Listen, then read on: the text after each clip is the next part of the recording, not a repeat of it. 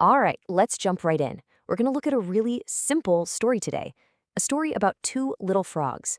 But don't let that fool you, because it holds this incredibly powerful message about how we see the world, how the story we tell ourselves can literally, and I mean literally, shape our reality.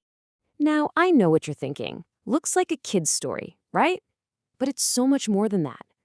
Think of it as a parable about your mindset and how two people can be in the exact same tough situation but end up with completely different outcomes. It all comes down to one crucial thing. So, let's set the scene. Imagine a whole troop of frogs out on an adventure, deep in this beautiful green forest. And in this group, we meet our two main guys. Lowen, he's the quiet, observant type, and then there's his best friend Brio, who is just a ball of energy. Now here's a really important detail you need to hang on to. Brio is deaf. Remember that, because it's about to become the single most important part of this whole story. So they're hopping through the woods, having a great time, and then, bam, disaster strikes. This is where the real challenge begins. While they're racing through these tall ferns, neither one of them sees this big hidden hole in the ground. And just like that, whoosh, plop, they fall down, down, down into a really deep, dark pit. Suddenly, their fun adventure has turned into a desperate fight to survive. The rest of the frogs, they all rush over to the edge and peer down, super worried. And Kato, he's the oldest and wisest frog, he takes one look and basically calls it. He croaks, "It's too deep. There's no way. It's impossible." So that's it. The verdict from the outside world is in. And right here, this is where things get really interesting.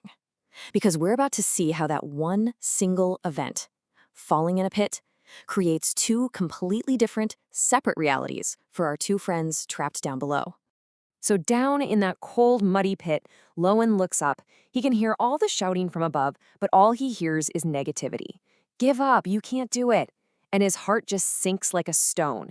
He completely loses all hope and just slumps down in the mud, defeated. But Brio, well, his experience couldn't be more different. See, he can't hear a single one of those discouraging words.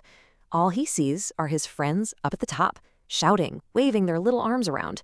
So he makes a totally different guess. He thinks, wow, look at them. They're cheering for me. They actually believe I can do this. And this is the whole point right here. You have the same pit, the same frogs shouting.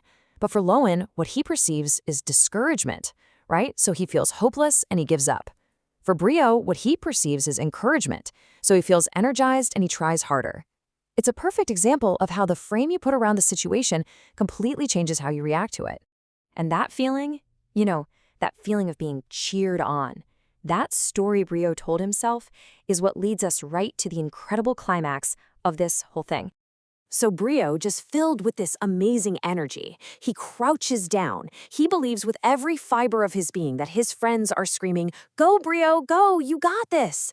And with this incredible, mighty boing, he just launches himself into the air, higher and higher, until he actually flies right out of the pit and lands in the sunlight. Okay, so Brio made it out. Amazing, right? But the story's not over. The final and maybe the most powerful lesson comes right after, when everyone finally understands what just happened. So the whole troop of frogs just goes silent. Brio stands there, catches his breath, and then he signs with his hands, "Thank you. I never could have done that without you all cheering for me." And in that single moment, it clicks for everyone. They realize that what they meant as a warning, Brio saw as a cheer. And well, that made all the difference in the world. And this just hammers home the core idea, doesn't it? The pit wasn't the thing that decided their fate. The shouting wasn't the deciding factor either. The only thing that truly mattered was the story each frog was telling himself about what was going on. So, what can we take away from all this? Well, first, our perception really does create our reality. Lowen's reality was a hopeless prison. Brio's was a challenge he was being cheered through. Second, negative words are powerful. They can literally drain your strength, just like they did to Lowen. But on the flip side, encouragement, even if you just think it's encouragement, can fuel you to do incredible things. And maybe most importantly, this story shows us that we have the power to choose the story we believe in. And that kind of leaves us with one final question to think about.